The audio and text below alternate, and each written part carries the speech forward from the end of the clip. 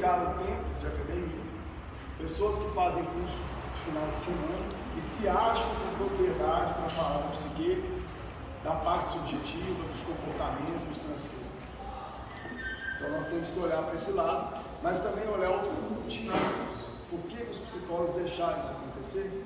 E por que a ciência da psicologia parou? São perguntas que temos que fazer constantemente. Um bom pesquisador, um bom aprendiz, o que ele faz é perguntar o tempo.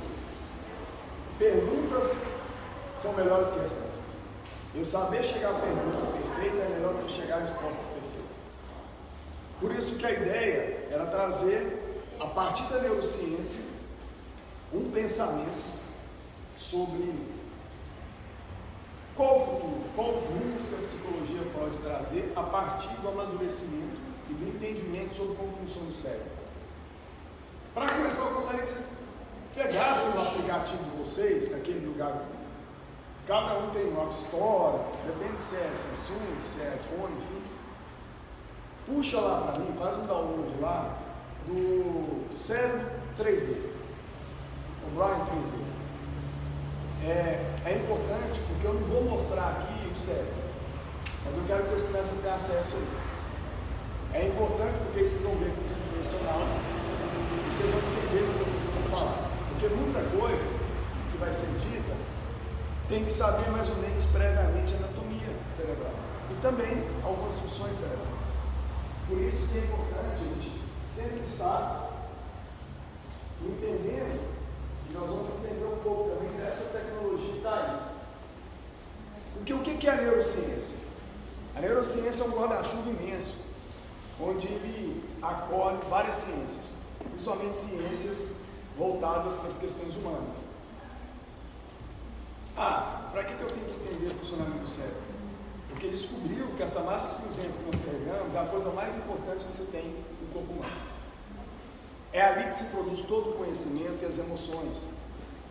Ou seja, ele nos conduz, ele nos dá as respostas automáticas, ele que faz com que a gente o tempo todo esteja vivo. Não no sentido só mesmo de aparelhagem, mas no sentido de estar interagindo socialmente, interagindo com o meio. E esse é o poder que nós temos hoje.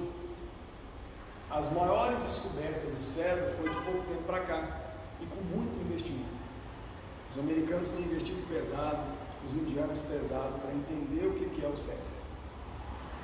E isso nós temos que aproveitar.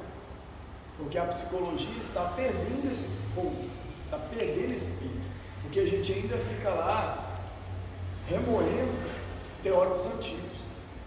A gente ainda fica achando que tem teóricos aí que explicam muita coisa e não explicam.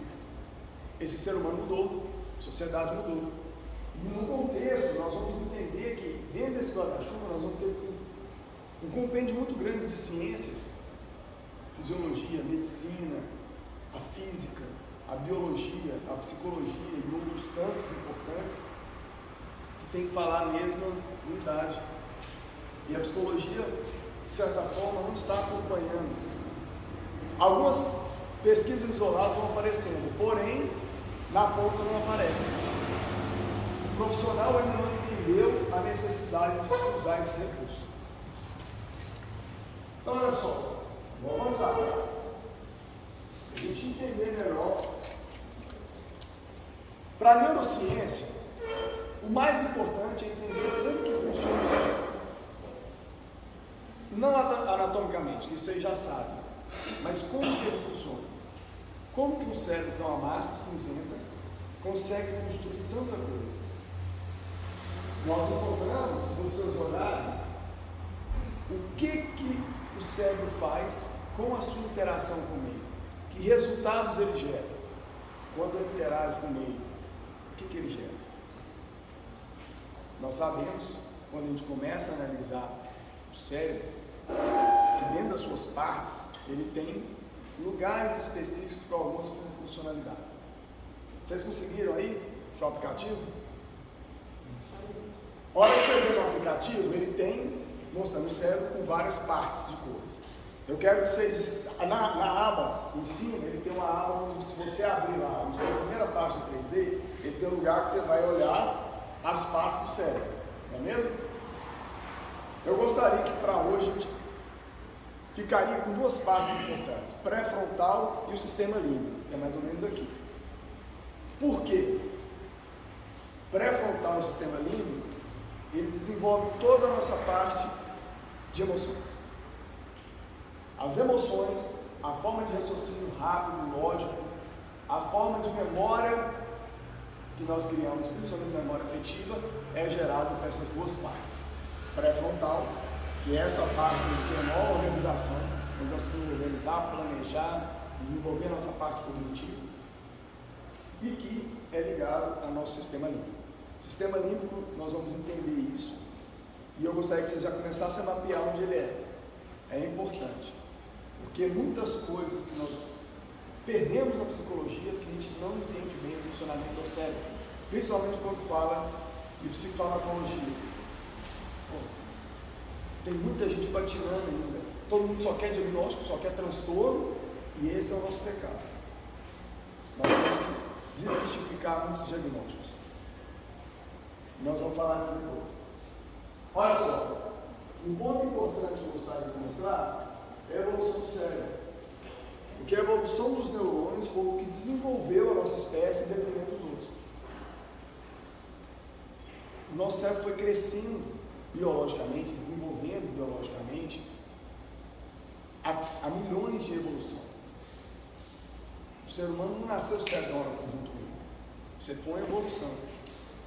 À medida que ele foi interagindo com o meio, foi desenvolvendo contato com outro ser humano, foi se socializando, foi criando ferramentas, ele foi potencializando o seu cérebro. Mas como você sabe disso? É só observar a criança quando ela começa a se desenvolver. Por incrível que pareça, a criança tem muito mais conexões neuronais do que nós. Nós temos mais ou menos 100 bilhões de neurônios. A gente já nasce com esses neurônios. O que faz crescer o cérebro? Conexão. O número maior de conexões que os neurônios fazem entre eles. Se a gente colocar um microscópio muito grande, macro, no cérebro, nós vamos ver vários neurônios, que são as células neuronais. E essas células neuronais, elas comunicam um com o outro o tempo todo. Ou para o sistema elétrico, ou para o sistema químico. Nós vamos falar mais depois por ondas eletromagnéticas, que é onde tem a evolução hoje, que nós estamos um pouco para trás. Precisa evoluir. O que acontece no cérebro? Quanto mais conexões eu vou fazendo, associações eu vou fazendo, mais conhecimento eu vou adquirir. Essa é a diferença.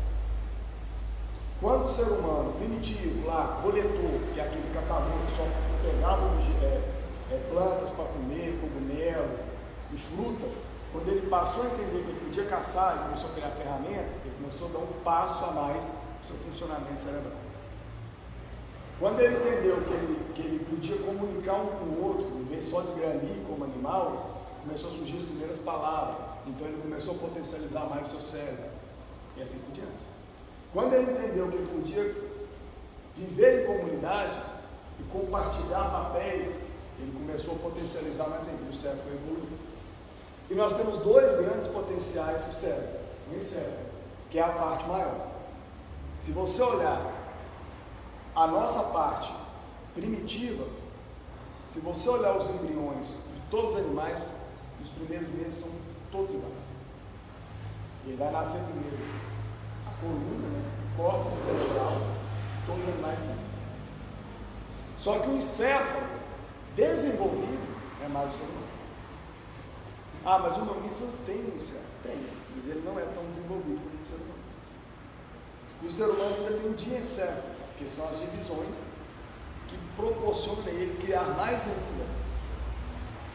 E aí, esse desenvolvimento foi uma evolução biológica e uma evolução social. E dentro do desenvolvimento do diencéfalo, nós desenvolvemos potencialmente o sistema límbico.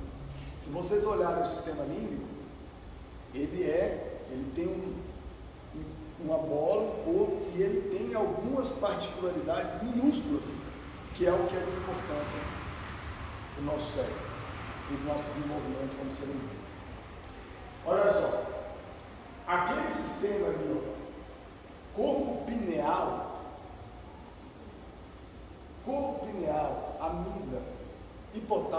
tálamo.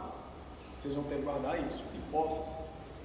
Esses são os principais do sistema límbico, que é muito importante a gente observar por que isso aí é importante quando a gente for entender a evolução desse ser humano e por que a psicologia tem que alcançar isso.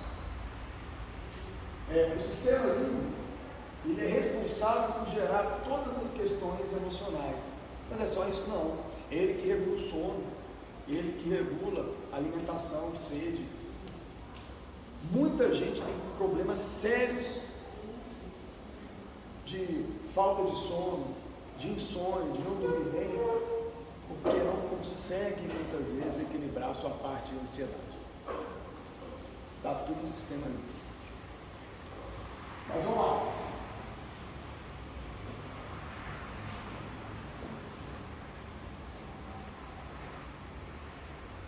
Aí, esse cérebro evoluído, ele atribui funções mentais. O cérebro sozinho, ele controla todo o nosso organismo. Mesmo quando eu não estou pensando ou fazendo nada, ele faz o trabalho dele. Ou seja, é um órgão que trabalha em excesso e de vez em quando ele entra em stand-by. Porque ele gasta muita energia. Ele gasta muitos nutrientes, muitos minerais, muitas vitaminas, água, oxigênio, enfim. Tem hora que ele tem que entrar em stand-by. Por isso nós criamos hábitos, para poupá-lo de vez em quando. Mas ele também é responsável por funções mentais, cognitivas, emocionais. Por isso que ele sobrecarrega. Muitas vezes uma falta de memória, eu falo, não estou conseguindo lembrar, minha memória está fraca, significa que eu estou sobrecarregando em excesso o cérebro. Mas eu não faço muita coisa, eu estou cansado, mas pode ser cansaço emocional. Não precisa ser algo que eu estou introjetando dentro do meu cérebro. Informações em excesso atrapalham muito. Muito. Pessoas que acham que estão adquirindo conhecimento, por exemplo, infelizmente redes sociais está derretendo o cérebro das pessoas e tornando as pessoas cada vez mais estúpidas. Porque é um bando de informação inútil, sem utilidade e sem formação cerebral para adquirir aquele tanto de informação inútil. O meu cérebro vai selecionar o que eu quero e o que eu não quero. Ou seja, o tempo que eu passo ali é perda de tempo.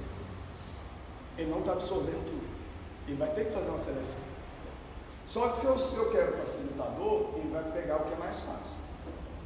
E muitas vezes coisas importantes podem ficar de fora. Experimenta pelo menos ficar uma semana sem ver televisão e rede social. Seu cérebro vai potencializar muito mais. Olha só. Função mental, baseada em processos orgânicos, se torna vida psíquica. Sim. A vida psíquica é um dos entes mais importantes que nós temos na constituição do meu ser. Onde que está a mente do cérebro? Não. Ele está toda na estrutura que eu me constituo como um ser, um self. Pessoal intransferível, ele é seu. A vida, essa vida psíquica, ela é sua. De mais ninguém. Você não consegue transferir isso. É por isso que os cientistas até hoje querem achar onde está o bicho da mente. Já tem ideia, vocês pensarem, nós vamos falar de muita coisa futura, já tem essa ideia de pensar de como extrair memória das pessoas que falecem. E a gente manter a pessoa viva a partir das memórias dela. Já pensaram nisso? Como se eu colocasse, transferisse isso para dentro do computador?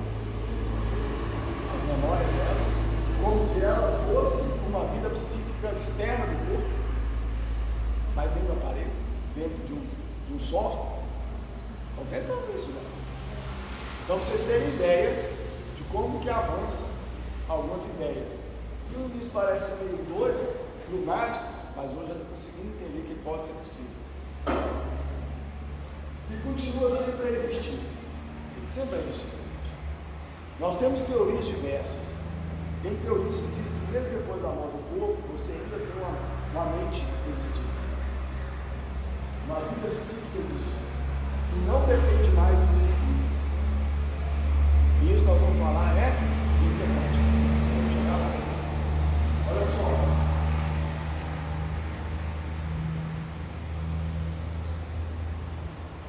Então o sistema psíquico foi lento o entendimento do mundo psíquico, lento. Nós tivemos, quando a gente começa a estudar epistemologia, até hoje discute a epistemologia da psicologia. Qual que é o objeto de estudo da psicologia? A maioria dos psicólogos tem dúvidas sobre isso. É o comportamento? É a mente? O que é que o psicólogo estuda? Durante muito tempo tentou-se reduzir ao comportamento. Deu o que deu.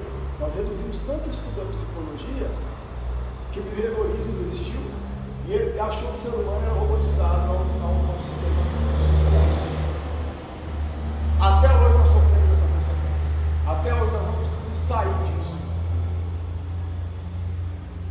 E esse é um problema. Por quê? Porque eu tive que criar um método científico, fisiológico, para explicar a existência da psicologia. É complicado. Eu estou dizendo como ciência. A psicologia só se tornou ciência devido a separar a vida psíquica do corpo. Eu quis tentar tornar a vida psíquica corporal, orgânica.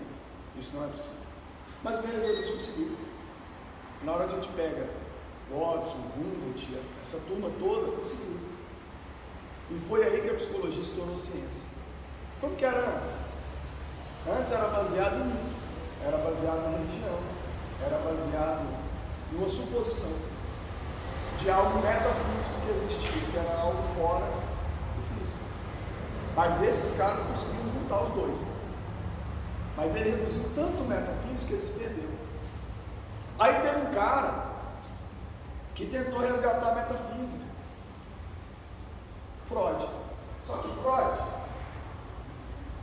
nós vamos falar das teorias, só que Freud tentou desenvolver um método científico. Não conseguiu. A psicanálise não conseguiu ter status científico. Ele tentou. Um dos livros dele, muito importante, traz uma metodologia muito significativa, chamada Interpretação dos Sonhos.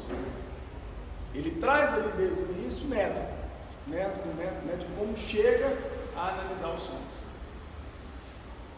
Freud estava tão obcecado em trazer uma cientificidade para o que ele pensava, que ele reduziu também a mente, ele reduziu a parte psicológica, ele se perdeu nesse processo. E em muitos casos, nós temos que entender a importância que ele teve. Ele teve vários rompimentos daquele momento de conhecimento. Ele trouxe a metafísica atômica, que estava arraigada no corpo. Quando ele fala que dentro de adoecimentos tinha ali alguma questão que não era física, era extremamente emocional, era algo inconsciente. Ele criou esse termo? Não, longe disso. Esse termo já existia há muito tempo, já era estudado há muito tempo, muitas pessoas já... O que ele fez foi tentar, porque Freud, ele não era bom pesquisador, ele era bom escritor. É tanto que o único título que ele ganhou foi o escritor. Isso é sério. É sério. A psicanálise, ela tem uma funcionalidade para aquela época. Hoje ela não funciona mais. Desculpa quem é adepto da psicanálise, mas não dá mais para você ficar 10 anos em análise. Não dá. E outra, as interpretações ainda são de uma época que o ser humano era diferente.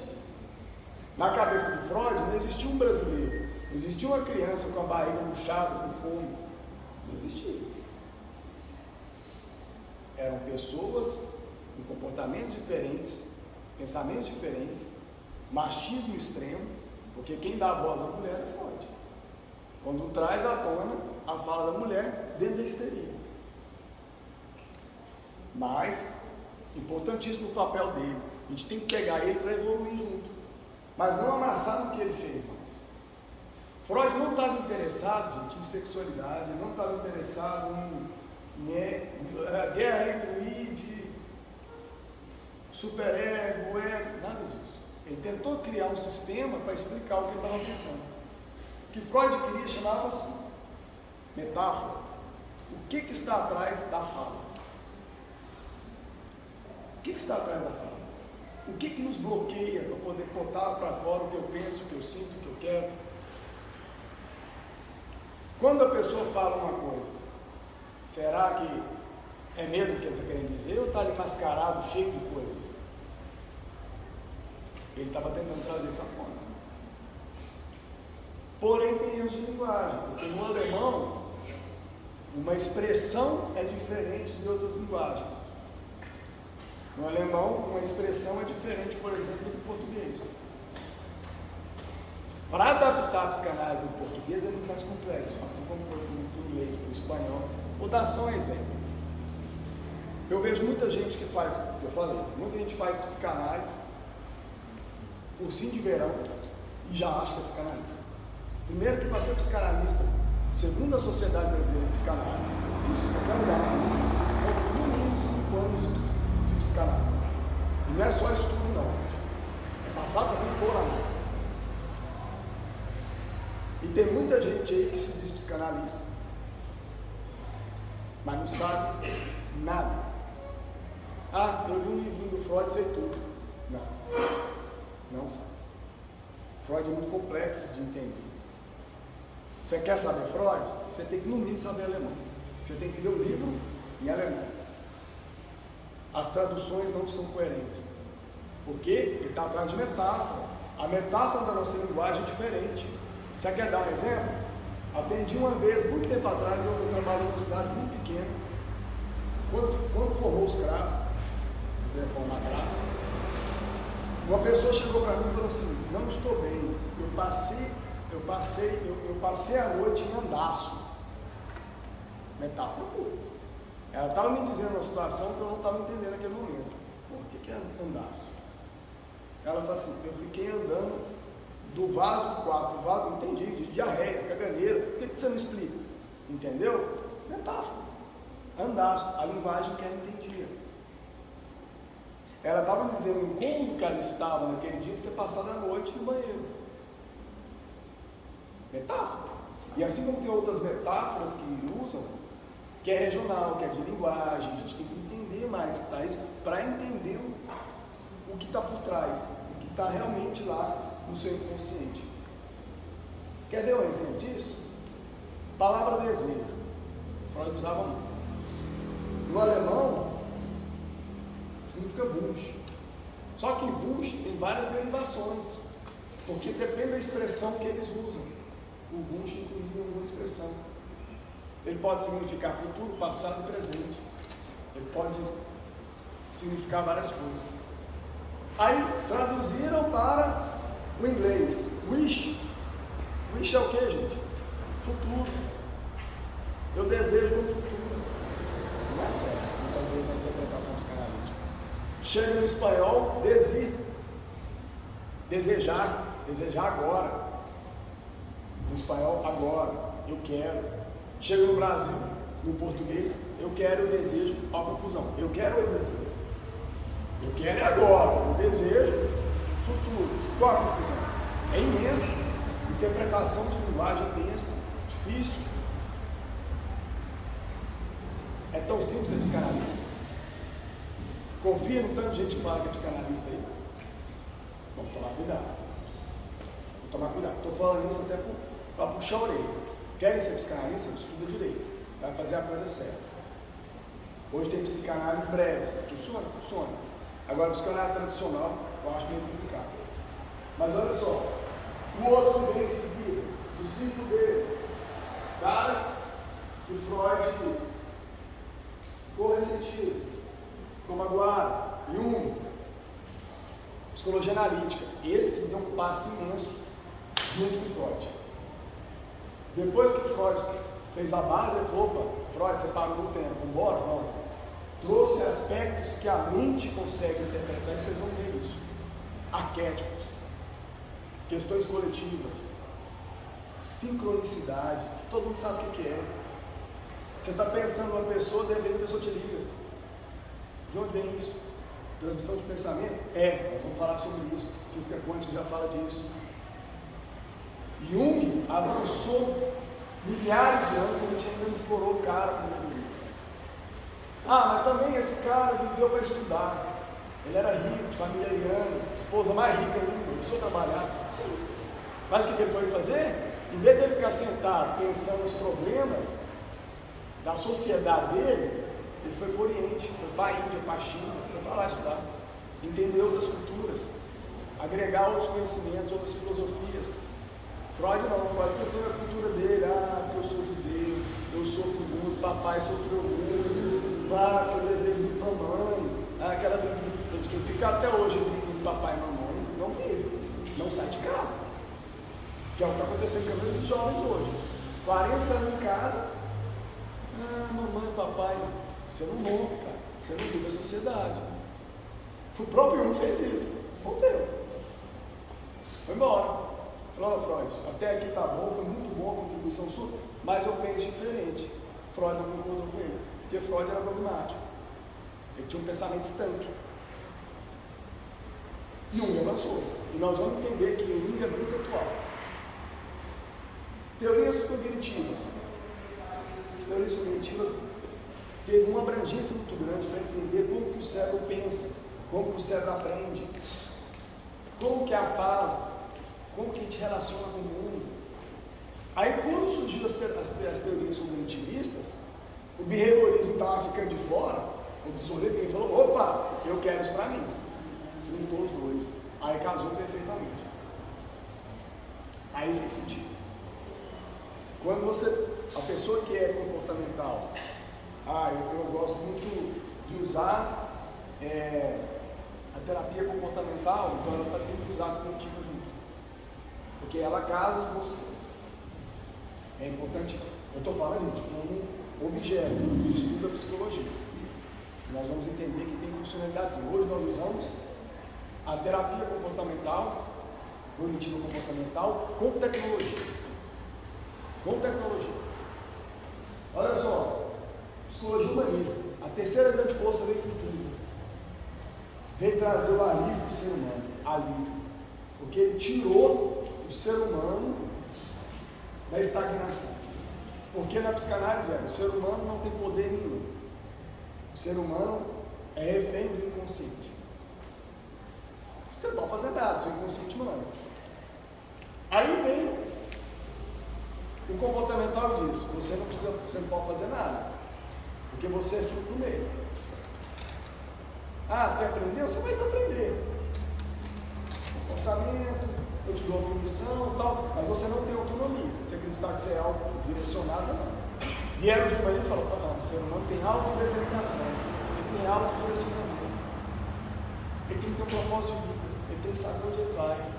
O papel do psicólogo é só ampliar a visão dele e dar para ele força, mas ele tem determinação sobre o seu papel. Então na hora que nós encontramos os humanistas, de onde surgiram os humanistas? Das filosofias europeias, principalmente das francesas, existencialismo, fenomenologia, uma galera que já vinha falando da questão do sofrimento humano, do sentido de vida, qual que é o objetivo de vida. Até hoje nós discutimos sobre isso. Os humanistas vieram para trazer isso. Abraham Maslow, a importância dele, Fritz Perls, Carl Rogers.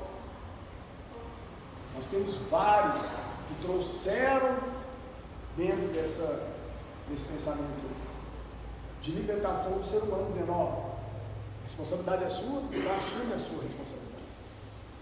Você quer ser livre? Então assume a responsabilidade. A culpa é sua? Então assume a responsabilidade.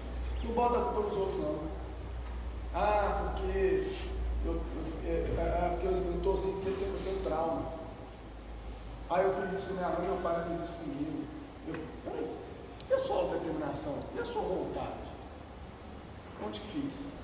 Você é tão manipulado assim? É tão fácil? E aí nós vamos entender que os humanistas, eles também entendiam que o cérebro tem autonomia, mas o cérebro também pode estagnar, porque a gente cria o quê? Todo mundo sabe. Qual que é a modinha de hoje? Crenças limitantes. Não todo mundo fala isso? As crenças limitantes. O cérebro estagna? Por que eu não posso mudar minha crença de que eu posso? Pode. Os humanistas falam isso, pode, você é capaz, por que você não vai? Mas os humanistas, parece meio legalize. Sabe aquele negócio? Tudo pode. Parece os hippies da psicologia, aquele negócio tudo é bom. E aí muita gente critica. Peraí, isso não é tão científico assim. Mas está baseado num pensamento europeu muito forte, principalmente francês, da questão do existencialismo e da fenomenologia. O fenômeno em si, como a gente analisa, ele já tem um método embutido. Eu viveu aqui e agora, ele é mais importante do que eu ficar idealizando o passado e o futuro. Ele é fenômeno, aqui e agora. O que eu posso fazer aqui e agora? Eu estou presente. O meu cérebro entende isso muito bem. Ele entende passado e futuro, entende. Mas é uma grande distorção de realidade. Eu falar de passado, eu não sei se existiu. Você sabia que a memória sua pode não ter existido, você ter criado a própria memória? Sim. Já tem várias pesquisas que mostram esse fato. E a mesma coisa no futuro. É tudo uma expectativa que eu crio. Mas o fato agora que acontece, eu tenho que entender o que está acontecendo. Para eu assumir minha vida. Estou dando o signo do pânico. Peraí, cara, respira, analisa. O que está acontecendo ao seu redor? Tem perigo real? Não tem. Então acaba. Autocontrole. Os humanistas trazem essa questão muito forte. E aí, vou voltar. E aí tem a psicologia transpessoal. A transpessoal, ela vai dar um salto. É como se ela pegasse o mundo e os humanistas deram um salto muito grande. A transpessoal, muita gente critica, fala que assim, isso parece mais uma vertente religiosa, é uma viagem, mas tem um sentido coletivo, entende a física quântica. Ela tem um sentido. É entender que a nossa mente sobressai da matéria. A matéria não é o mais importante. Nas minhas pesquisas, tanto no mestrado e doutorado, eu pesquisei muito sobre o imaginário. O imaginário, eu crio o que eu quiser com o imaginário, eu adoeço pelo imaginário, eu curo pelo imaginário. Isso aí, muitas doenças, é imaginário. A ansiedade é imaginária. Você está imaginando que vai acontecer uma coisa que você não sabe. Então, olha só. A transpessoal, ela mostra que tem algo além do físico. Ele vai falar de um espírito. Ele não está falando do espírito como religião, mas ele está falando de algo que tem além, como se fosse uma mente além. A física quântica vem trazendo essas explicações. Na psicologia transpessoal, eu consigo alcançar realmente o que os meus imaginários, ou o que as minhas fantasias estão provocando comigo. E me põe no chão. Depois, a física quântica. A física quântica foi um dos avanços que nós temos na ciência. Todos os físicos hoje entendem a importância de se entender física quântica. Eu fico pasmo de pessoas que não acreditam nas emoções, não acreditam no poder da mente, não acreditam na parte abstrata do ser humano, da metafísica, mas acreditam na internet. Faz sentido. Acredita no celular. Não faz sentido.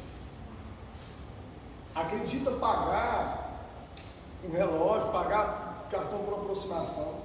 É a mesma energia, é o mesmo magnetismo. O que nós vamos encontrar, o que nós mais vamos encontrar, não só na ciência, mas na sociedade, é a dificuldade de compreender coisas novas. Isso tem um nome, chama Zastergeist, espírito do tempo. Esse termo alemão diz que várias pesquisas já foram confirmadas, mas elas estão engavetadas. Porque o ser humano, a maioria, não tem ainda a mentalidade apropriada para receber aquela informação. Tem muita coisa que foi descoberta, que se vier à tona, quebra a perna de muita gente. E eu estou falando de instituições, tanto religiosas quanto até científicas também. Muitas coisas que não estão podendo ser colocadas ainda, porque pode criar um alvoroço, porque ainda nós somos muito dogmáticos, nós ainda construímos muitas verdades absolutas. Um cientista não pode ter verdade absoluta. Porque ele sabe o que ele descobriu hoje, amanhã está obsoleto e alguém vai derrubar o que eu descobri. Porque ela é dinâmica, ela é aberta. Dogmatismo não. E eu vejo que a psicologia tem muito dogmatismo. Muita gente que senta na sua teoria, eu sou comportamentalista, eu sou psicanalista, pronto, acabou. Ah, mas essa pesquisa, não quero saber, Freud tem razão, Freud explica tudo. Aí a gente fica obsoleto, a gente perde. E a gente perde também a escuta do cliente. Porque se eu acho que eu tenho a verdade, meu cliente só fala mentira. Olha o perigo disso. Consultório é uma arte de saber ouvir. E é muito difícil. Porque você tem que suspender todas as suas verdades. Não interessa o que você pensa, o que você sente, o que você sabe. Interessa o que seu cliente quer, o que ele pensa e o que ele está passando. Se você faz julgamento, você perdeu o seu cliente. Você julgou o que ele falou, ou julgou o comportamento, mesmo que mentalmente, você perdeu o cliente. Você não está ouvindo mais ele, está ouvindo sua razão, o que você pensa, o que você quer, o que você acha, que não interessa. Então, assim, clínico, gente, você tem que abrir mão das suas verdades. Ah, não, eu quero ser organizacional. Você pode pensar o que você quiser. O psicólogo organizacional vai reduzir o ser humano a um objeto de trabalho da organização para dar lucro. Pronto, satisfeito. Subjetividade não me interessa. Organizacional é voltado nisso. Ah, não, eu quero ser profissional. Você vai olhar uma criança e tem que dar resultado na escola. Você tem que ajudar ele a não fracassar escolarmente. Que é péssimo isso. Eu estou falando que a escola gera isso. Ele gera essa questão do fracasso. Porque ela avalia o erro. Erro não é avaliado, erro é para aprender. Enfim, aí outros assuntos. Mas eu estou mostrando que, quer ser psicólogo clínico, você tem que se reduzir ao nada. Essa é a verdade. Você não está ali para saber. Você não está ali como sabedor. Você está ali para compartilhar a evolução daquele sujeito. Você está ajudando ele a ele pensar por conta própria. Aí, vamos lá. Nesse meio termo, onde a psicologia estava evoluindo, os estudos do cérebro, aparece uma galera que pouco se fala, principalmente das academias. E quando fala disso, nós vamos entender que a física quântica também trouxe um apanhado de coisas históricas que ficou para trás. Samuel Hahnemann. Todos esses que eu vou falar aqui são chamados de vitalistas. Ele diz sobre o princípio vital. Algo que nós temos vital que nos mantém vivos. A nossa chama que está viva, como a mitologia grega dizia, a corda da vida, o fio da vida. Os vitalistas acreditam que nós temos que ter isso aceso dentro da gente. Aí, Samuel Hahnemann vai chamar de energia vital. É a energia que circula dentro do corpo. Lógico, todos esses aqui, de certa forma, estavam baseando ali no pensamento de Hipócrates, não de Galeno. Vocês sabem a diferença? Hipócrates, ele entendia o ser humano como um todo, integral, vendo o ser humano com toda a sua funcionalidade. Enquanto Galeno, ele olhava a parte física.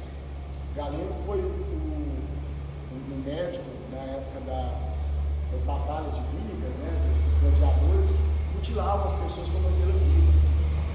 E ele depois usou isso dentro dos seus estudos. Então era a ideia da medicina de cortar, de ocultar, de fazer cirurgia, de achar que o problema é o órgão, tira o órgão, enfim. Essa ramificação. Enquanto Hipócrates era de entender o ser humano como um todo. Vamos tratar ele como um todo. Vamos entender o que está trazendo o adoecimento como um todo. Não as partes, mas o todo. Samuel Hahnemann é o pai da homeopatia, vou falar isso com propriedade, porque eu sou homeopata. Então, ele trazia a energia vital. Vamos olhar o ser humano como um todo. Não é só o físico, não é só o psicológico. É o mental, tudo alinhado. Se eu não tiver o corpo, o meu corpo alinhado com a minha mente, alinhado com a minha parte psicológica, E por que não falar do espiritual? Ele quebra, ele desalinha. E é por isso que a gente adoece. Eu tenho que harmonizar tudo. Por que tem pessoas, então, belíssimas, com plegos sonhos, riquíssimas, de depressão? Não faz sentido? Faz. Na lógica cartesiana, na lógica materialista, não faz sentido. Mas faz sentido quando você tem esse equilíbrio. Alguma coisa tem que ser equilibrada ali, fora do eixo. Aí vem Mesmer. Franz Anton Mesmer foi um médico no século XVII, um médico importantíssimo, que ele trouxe, dentro das suas possibilidades de cura, ele entendeu que nós temos o que eu chamo de magnetismo. Nós somos ímãs, nós temos poder magnético. Foi percebido? Foi, assim como Hahnemann. Hahnemann era médico também. Sabe por que Hahnemann foi buscar homeopatia, remédios naturais? Porque a medicina tradicional não fez, ele não conseguiu curar um amigo dele, o marido dele morreu, e ele resolveu estudar os remédios naturais. Assim como nós temos também o Bach, dos corais de Bach. Uma coisa. Foi perseguido. E os médicos até então. Não sei como Freud foi perseguido também, enfim. Mas Mesmer também foi. Mas Mesmer, ele mostrava que a gente pode curar as pessoas por magnetismo. Os dentes com charuto? Não. O reiki não é isso. Um passe não é isso. Mas o magnetismo animal, ele vai mostrar que nós temos energia que nós transferimos um para o outro. Isso é fato. Nós transferimos um para o outro. Que é uma energia que nós temos que transmite um para o outro. Alguém aqui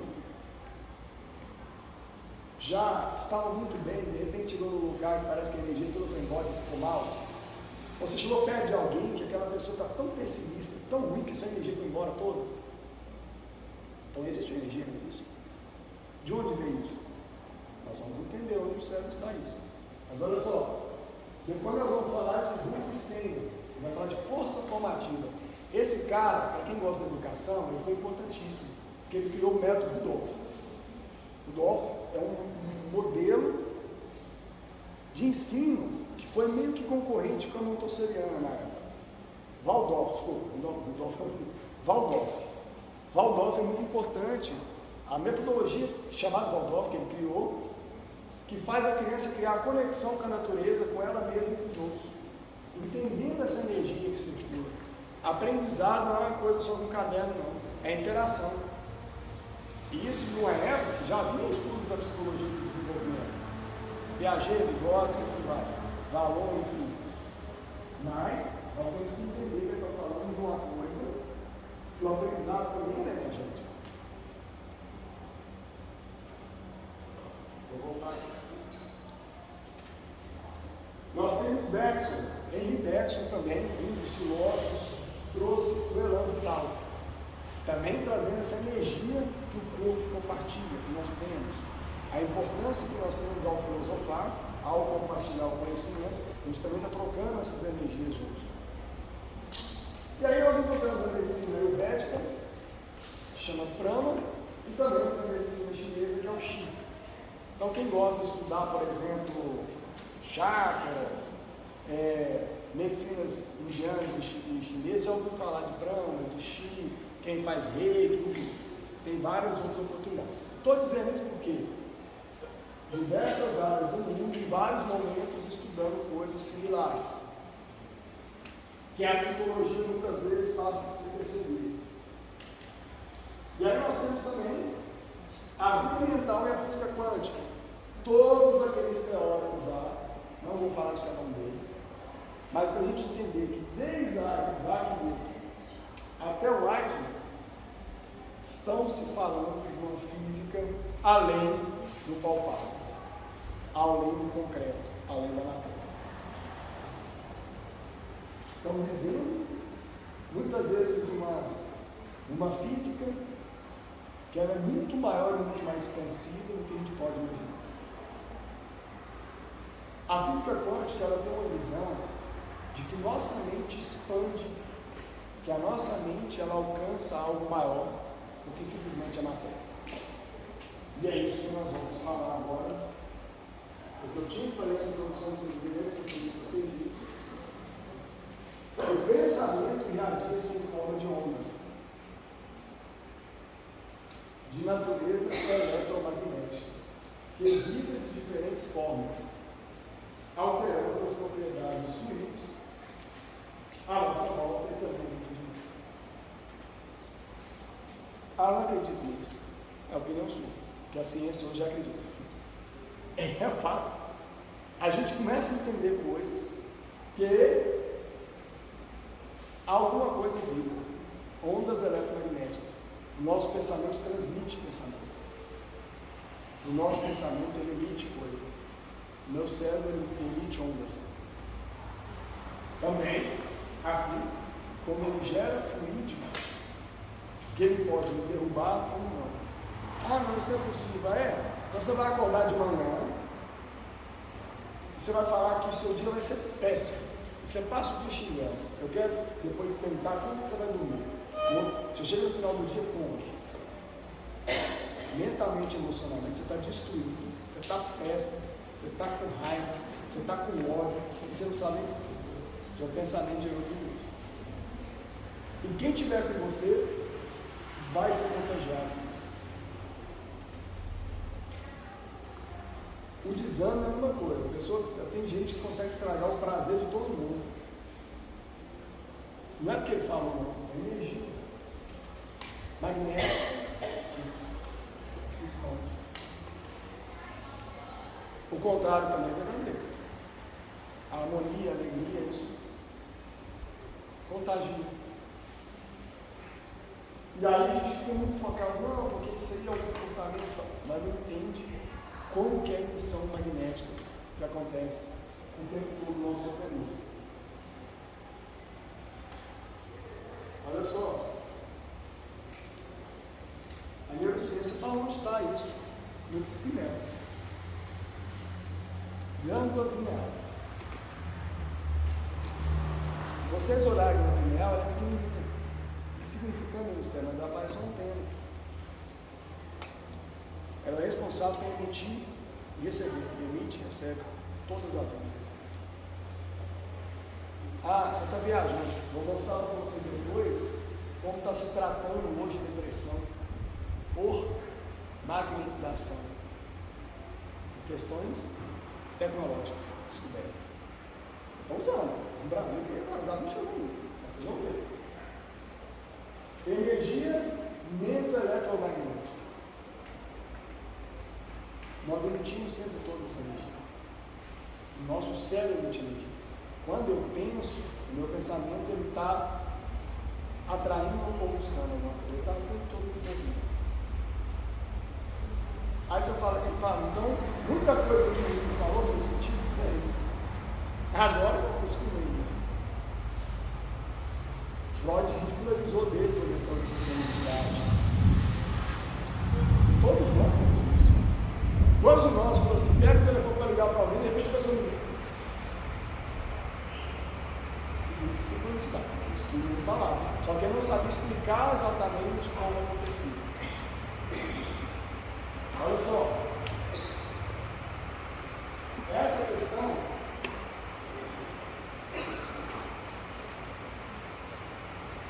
a mente é sede a matéria. A mente está além da matéria. Muito além da matéria. E nós entendemos quando você vai lidar com uma pessoa, aí você fala assim, como que eu alcanço a mente de determinadas pessoas, por exemplo, um catatônico? O estado psicótico dele é tão grande que ele se fechou por ele. Existe uma mente funcionando, mas o corpo é inalcançável. As técnicas tradicionais não conseguem alcançar mais isso. Mas, através da ideia magnética, eu consigo. Eu preciso alcançar a mente do outro. Isso é importante, gente, porque tem situações que nós não conseguimos agir. Eu estou falando fisicamente. Eu tenho que fazer mentalmente. Aí muita gente fala assim, mas eu vejo isso só na religião, que fala da oração. Oração é poder eletromagnético. Transmissão de energia. Quando você está emitindo energia para alguém, você está mandando para ela. Minha mente tem esse poder? Tem. Quando você estiver atendendo uma pessoa que você sabe da situação dela, se você mentalizar coisas boas para ela, muda muito sua mente. Isso eu estou falando dentro do funciona. Mentalmente, você não precisa falar nada. Você mentaliza. Essa é doida. Mas a física é boa explicando isso. Porque tem cara mais cético que o físico? Não tem. Tem cara mais que duvida das coisas do físico, não tem. Ondas mentais. Nossas ondas elementam coisas que tem todo. E é por isso que tem um ambiente que você não consegue ficar. E as emissões estão mentais. Indução mental, que é essa elite, é como se a gente comunicasse mentalmente em alguns aspectos. Aí você fala assim, como é que tem casal que se entendem tanto que um não precisa falar nada do outro, conexão mental. Um pensou o outro, eles estão no mesmo alinhamento. E a física quântica explica isso, gente. Nós temos ondas, frequências, que é a mesma frequência da internet, do celular, do telefone, de rádio. Eu tenho que achar sintonia sempre. O meu cérebro vibra da mesma forma. Eu tenho que achar a frequência certa de cada cérebro. Eu duvido isso. Alguém aqui pratica meditação? Alguém já conseguiu baixar a frequência do cérebro? Quem começa a fazer meditação assusta, porque o cérebro abaixa a frequência. Reduz a ansiedade, para de pensamento. O nosso pensamento acelerado é porque a frequência está lá em cima. A frequência lá em cima.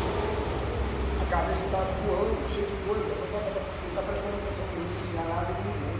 Eu só estou falando, você está pensando só no seu pensamento. Você deita com o pensamento agitado. A pessoa começa a praticar a meditação, o que ela começa a fazer? A meditação é a técnica perfeita para quem é ansioso. Quando ele consegue entender isso, ele começa a reduzir o pensamento. A frequência cardíaca do grupo. Ele começa a focar aqui agora e ver o que está acontecendo aqui. E aí ele começa a perceber o barulho da chuva. Ele começa a perceber ao redor tudo que está acontecendo. A pessoa deita, ela consegue ver até a gota de água da torneira da cozinha. Ela ampliou a percepção dela. Ou seja, ela reduziu a frequência do cérebro e ela percebe tudo que está ao redor. Tem frequência lá baixa? Tem. Até eu perceber o sentimento e o pensamento do outro. Porque a minha mente está focada. E a pineal faz esse papel. Olha só. Se a gente começar a analisar, a neurociência mostrou algumas pesquisas importantíssimas. Pegou dois grupos de robô, um grupo de freiras que faziam a mesma oração todo dia e um grupo de budistas que meditavam todo dia. Qual que é a diferença dos dois cérebros? As freiras, que colocaram elas em tomografia para analisar, as freiras que faziam a mesma oração todo dia, ela ativava só uma parte do cérebro. Conexão baixíssima. Ela não conseguia usar toda a conexão cerebral. Enquanto os budistas, que a partir da meditação e dos mantras, faziam conexões com todo o cérebro. Todo o cérebro. Por quê? Porque ele ampliava a potência do cérebro. Porque abaixava a frequência. Olha só. Isso é tão importante. Vocês conhecem o Gartner, né? Hoje o Wallace Gartner todo mundo estuda o cara, todo mundo gosta dos livros dele. E o cara fala das inteligências múltiplas. Então, leu o livro dele sobre meditação, que ele fala sobre isso cientificamente. Como a importância de ampliar isso no cérebro e no aprendizado. Porque ele começa a estudar isso. Perguntas para a gente analisar o futuro. E eu gostaria que vocês fossem sinceros. Não precisa responder, pode ser com vocês mesmos. Existe um estudo hoje, muito utilizado nas academias, principalmente europeias e americanas, chamado futurologia. São hipóteses de futuro. Prospecção. Vou prospectar, vou criar hipóteses, possibilidades, formas, cenários de futuro. Não significa que vai acontecer, mas eu começo a pensar em possibilidades. Isso já vem sendo estudado. Mas aí, nós temos que parar para pensar na nossa situação. Olha só, como será o ser humano? Como será o ser humano futuramente? A gente pode viajar, pode criar qualquer tipo de possibilidade. Sei lá, o ser humano está usando demais celular, daqui a pouco ele vai ser um sujeito encurvado, a cabeça vai crescer demais, porque você está usando a cabeça, o olho vai crescer, porque só vê luz, né? Vai atrofiar o corpo, porque ele vai precisar andar. Então, tu tem a possibilidade de pensamento. Não, mas eu estou falando de evolução, isso já aconteceu já? Nós perdemos pelo, nós continuamos perdendo pelo. Nossa alimentação está ficando cada vez mais mole, nós estamos perdendo dente. Todo mundo aqui perdeu cílio, entendeu? O que os odontológicos futuros falam disso? Ou nós vamos ter uma camada só de dente, ou nós vamos cair tudo, porque nós vamos comer só uma coisa ali. Possibilidade futura. Né? Então, anatomicamente, o nosso corpo mudou. Nós temos um negócio no final do intestino que só serve para infeccionar, apêndice. Só infecciona a apendicite. Por quê? Porque a gente não usa mais isso. Aquilo era para triturar a carne, que não era cozido. Atrofiou, porque não usa mais. Então, muitas coisas a gente vai perder, mas vai adquirir. A gente vai progressão de futuro. A gente tem que estar alcançando a psicologia nessa projeção desse ser humano. Eu posso dizer que o uso excessivo de celular para as crianças pode trazer um transtorno e um problema para elas. Eu posso começar a estudar e acompanhar isso longitudinalmente, para entender o que vai acontecer. Mas eu tenho que ter uma compreensão sobre isso. Eu tenho que começar a pensar nessas possibilidades. Porque o que está acontecendo hoje é que cada dia se cria um transtorno novo, e todo mundo é. O transtorno da moda agora é TEA, todo mundo é autista. Antes era TDAH, antes era depressão. Por isso que veio os Prozac na vida. E assim vai. Cada hora é um novo transtorno. Eu estou querendo saber qual é o próximo. Quem sabe eu não trago. Quem sabe eu não estou na moda. Mas assim, essa evolução do ser humano tem que entender. Quais são as possibilidades? Como será o seu corpo? Como será o cérebro? O cérebro vai crescer? Ele vai aumentar de tamanho? Ou ele vai diminuir? Ou nós vamos implementar chips no cérebro? Ah, eu quero aprender, eu vou lá e enfio o chip e aprendo. Aí você fala, isso é muito ficção científica. Nós temos já pesquisadores, já implementaram computador. Tem um pesquisador, agora esqueci o nome, que ele já implementou o computador de olho, onde ele já vê tudo como se fosse Matrix. Lê tudo. Ele bate o olho, você já sabe quem você é, onde você vai, ele já faz tudo isso. Questões que já vêm sendo estudadas. A Google lançou recentemente esse óculos, né? Só que não deu certo, ainda para colocar no mercado. Qual será a realidade? Será que é essa que nós estamos vivendo? Ou nós vamos ter outro tipo de realidade? Existe outro tipo de realidade hoje? O mundo virtual não é a realidade? Você já não tem pessoas que vivem literalmente só no mundo virtual? Como se fosse uma segunda vida? Que teve até uma das primeiras plataformas chamadas Second Life, que você criava uma avatar e vivia lá dentro.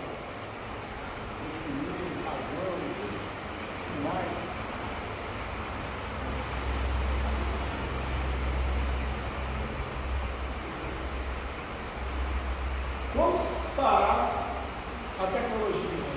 E, gente, a tecnologia não para.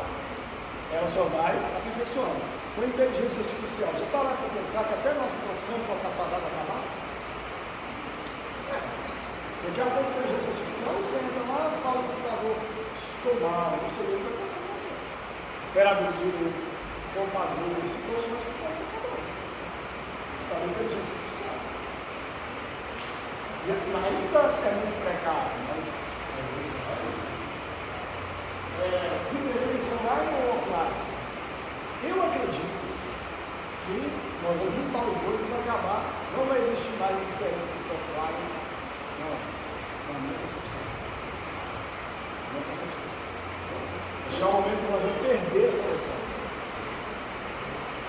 Como será as nossas relações afetivas?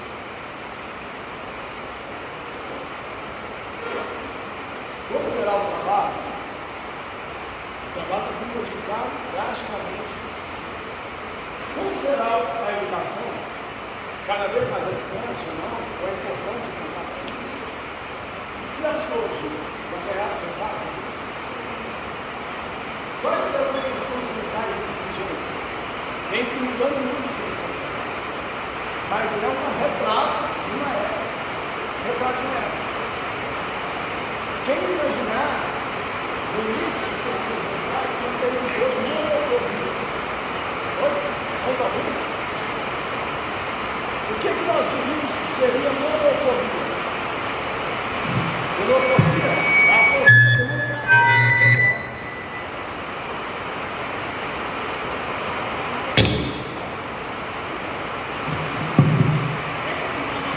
Calma. Melhorou? Quem diria que antigamente iam pensar na monofobia? Pois se não existia ainda o aparelho celular, a monofobia são as pessoas que têm medo de ficar sem o celular, sem acesso ao celular. Não é um transtorno moderno hoje? É. As coisas vão evoluindo, assim como outros vão deixando de existir. Por isso tem muito modismo também nos transtornos mentais, muito de momento. E quais as teorias serão adotadas? Será que a psicanálise, será que a humanista, o comportamentalismo existirá ainda no futuro? Não sei. Muitas coisas podem mudar. Essa mente aberta que o psicólogo tem que ter, o pesquisador tem que ter, o profissional tem que ter. Vamos lá, chegando no final. Aí aqui, eu gostaria de compartilhar o que já existe, que nós temos, de fato, como tratamento, como possibilidade do psicólogo atuar, dentro de tudo que nós falamos. Ah, mas realidade virtual aumentada, será que é possível isso? Será que isso é uma coisa que ainda a gente pode se utilizar? Pode. E muito. É um recurso simples, mas que ainda tem que ter um aprimoramento e um conhecimento sobre como utilizá-lo. Não é só um óculos que você tem, mas eu tenho que entender que tipo de software está envolvido. É esse que o psicólogo não precisa entrar, fazer essas parcerias. Na realidade virtual, eu trago elementos que não estão aqui na realidade física. Por exemplo, se a pessoa tem fobia, eu faço ele ter acesso ao antifóbico de forma protegida. Vou colocar um vídeo para vocês verem.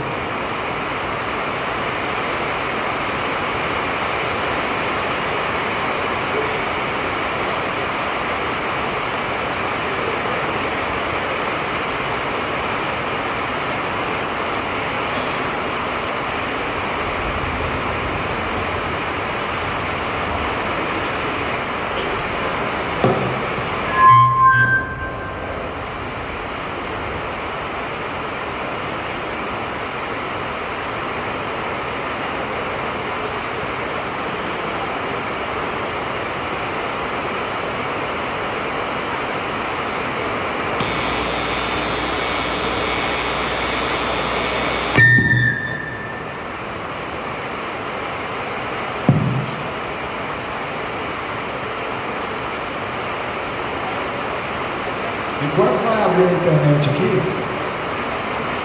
Vamos retornar.